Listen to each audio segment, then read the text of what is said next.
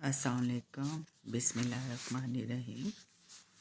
آج آپ کو تھوڑا سا سود کے بارے میں بتاتی ہوں۔ اللہ تعالیٰ کو سود سخت ناپسند ہے، جیسا کہ آپ سب لوگ جانتے ہیں۔ سودی نظام کہتے ہیں نا کہ سودی نظام تباہی ہے۔ ظاہر ہے، دیکھو دولت چند لوگوں کے ہاتھوں میں چلی جاتی ہے۔ جیسے کہ غریب لوگ بینک میں پیسے کیوں رکھتے ہیں؟ 1 لاکھ رکھتے ہیں، اس پہ 2% بھی 3 بھی ملتا ہے، مطلب 1 لاکھ پہ ان کو 2000 مل گئے، فالتو 3 مل گئے تو وہ خوش ہوتے ہیں کہ بھئی بینک میں پیسے پڑے ہیں، ہمیں پرافٹ ہر مہینے ملتا ہے۔ اب انہیں یہ نہیں پتہ کہ یہ تو تباہی ہے، مطلب وقتی خوشی کے بدلے میں کتنا عذاب ہے۔ اور سود تو ڈائریکٹ اللہ تعالیٰ سے جنگ ہے، لیکن بس ہم لوگ نہیں سمجھتے ان باتوں کو۔ سود 2 طرح کے ہوتے ہیں، ربا النساء، ادھار والا سود، جیسے گولڈ ادھار دے دیا، چاندی ادھار دے دی، دوسری چیزیں ادھار دے دی۔ اور ایک ربا الفضل ہے، وزن کر کے جو چیز بیچی جائے نا، جیسے اب 1 لیٹر پٹرول کے بدلے آپ 1 لیٹر پٹرول ہی واپس کریں گے۔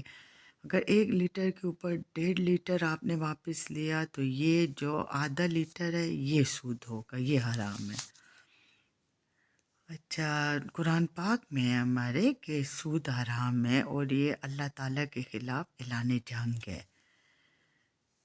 جیسے دیکھو اکثر ایسے ہوتا ہے نا کہ ہم بازار جائیں تو 100 روپے کھلے کروائیں، یا کسی بھی جگہ انسان کو سکے چاہیے ہوتی ہیں، یا دیکھو 100 روپے کی، پہلے تو خیر 1000 روپے کی کاپیاں، اس میں جو 100 روپے ہمیں کم دے دیتے ہیں، تو اس کا یہ کہ جو 100 روپے کم دیتے ہیں تو یہ سود میں آتے ہیں، یہ حرام ہے۔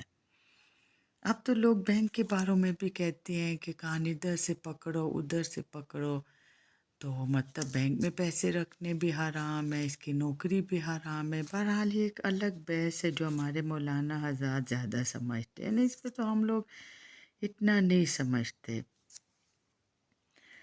بہرحال جو ہم تھوڑا اب بہت اپنے لیے کر سکتے ہیں وہ بہت بڑی بات ہے، مطلب جتنا ہم سے ہو سکتا ہے یہ بہت ہمارے لیے بڑی بات ہے کہ ہم وہی کر لیں۔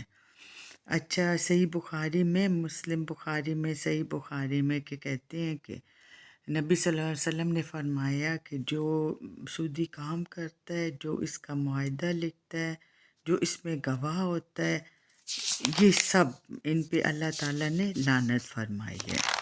ٹھیک، کتنی بڑی بات ہے، دیکھو جس پہ اللہ تعالیٰ لعنت فرمائے۔ پھر نبی صلی اللہ علیہ وسلم نے فرمایا کہ 1 پونڈ یا 1 روپے سود کھانا 36 دفعہ زنا کرنے کے برابر ہے۔ اللہ تعالیٰ معاف کرے، دیکھو کتنا سخت گناہ ہے۔ پھر کہتے ہیں کہ حج کے موقع پہ ہمارے نبی پاک صلی اللہ علیہ وسلم نے سود کو حرام قرار دے دیا تھا نا، تو انہوں نے کہا تھا کہ سب سے پہلے میں اپنے چچا حضرت عباس رضی اللہ عنہ کا سود معاف کرتا ہوں نا، تو وہ تو ایک بینک تھے، مطلب لوگ ان سے لیتے تھے پیسے، تو انہوں نے کہا کہ میرے نبی صلی اللہ علیہ وسلم نے سود معاف کیا ہے تو میں اصل بھی معاف کرتا ہوں۔ یعنی دیکھو ایک طرح دیکھا جائے تو کتنا بڑا نقصان انہوں نے اپنا کیا تھا، لیکن علماء کہتے ہیں کہ اس کے بدلے میں اللہ تعالیٰ نے حضرت عباس رضی اللہ عنہ کی اولاد کو 535 سال حکومت عطا فرمائی۔ بنو امیہ جو تھے وہ 132 ہجری میں حکومت میں آئے اور 656 ہجری پہ جا کر وہ حکومت ختم ہوئی نا ان کی۔ تو دیکھو اللہ تعالیٰ نے ان کو کتنا اجر دیا اس کا نا، اس قربانی کا، اللہ کے حکم ماننے کا۔ وہ کہتے ہیں نا سود خور کا تو یہ جان بھی خراب، وہ جان بھی خراب۔ دیکھو نعوذ باللہ جو اللہ کے خلاف اعلان جنگ کرتے ہیں اس بندے کے پاس کیا رہ جاتا ہے؟ آخر دیکھو ہم نے قبر میں جانا ہے، وہاں منکر نکیر کے سوال جواب ہوں گے، اور ایک بندہ پہلے ہی اعلان جنگ کر چکا ہو نعوذ باللہ اللہ تعالیٰ کے خلاف، تو وہ کیا اپنی قبر میں سوال جواب کرے گا؟ وہ کیا جنت کی خوشبو پائے گا؟ تو یہ چھوٹی چھوٹی باتیں اگر ہم اس پہ عمل کر لیں، باقی بڑی باتیں اللہ معاف کرے وہ ہم نہیں کر سکتے، بڑے بڑے کام تو بس جو چھوٹے چھوٹے کام ہیں ہم یہ بھی کر لیں، یہ بھی بہت بڑی بات ہے آج کل کے فتنوں کے دور میں، کہ ہم بس اتنا کر لیں نا تو بس اللہ باقی معاف کرنے والی ذات ہے، وہ جو ہم سے غلطیاں ہوتی ہیں خطائیں ہوتی ہیں اس کو معاف کرے، لیکن سود تو بہت سا، اس کی تو معافی ہی نہیں ہے، تو اس سے بچنے کی کوشش کیا کریں۔ اللہ تعالیٰ کی امان میں آپ سب لوگوں کو دیا، اللہ تعالیٰ آپ لوگوں کی حفاظت فرمائے، آمین۔